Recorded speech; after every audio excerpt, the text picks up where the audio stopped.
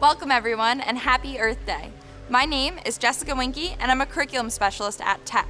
Today I'm going to be showing you how to calculate turbidity using your lab disk. So let's see what that looks like. Turn on your lab disk by pressing the center power button. Press the scroll key to access your first menu and then select Setup by pressing the Enter key. Then select Set Sensors by selecting Enter again and choose Turbidity by selecting the Turbidity button twice. You may also have to turn off other sensors. After you choose Turbidity, press the power button and go back one layer to the menu where you can choose Sampling Rate and set it to Manual. This means that you will select when to record data. Go back to the measurement screen by pressing the power button 3 times. Notice how there's a stop hand in the upper left-hand corner. This means that we're not ready to record. Once you are ready to record, you can press the Enter button and then the scroll button for each measurement. Now we're almost ready to start measuring.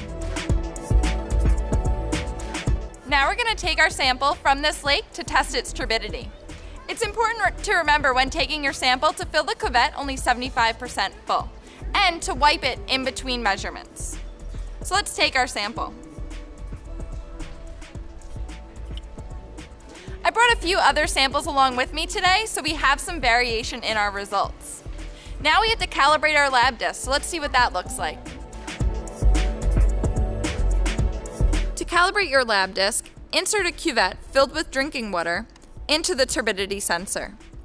Then hold down the sensor button for 3 seconds or until you hear a beep. Now that our lab disk is calibrated, we just have to press the Enter button to start recording. We'll take our first sample from the lake and insert it into the sensor. And once the units settle, we press the scroll button to take our first sample. Now that we've taken our sample, we can collect our measurements for the other 2 samples. And once we're done with that, we just press Enter, then scroll to stop.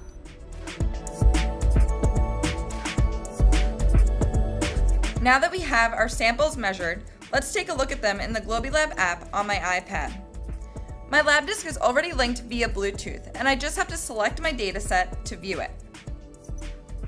As you can see, here are our sample results. We can change the view to whatever we want. I believe that a bar graph or a table are best for this experiment.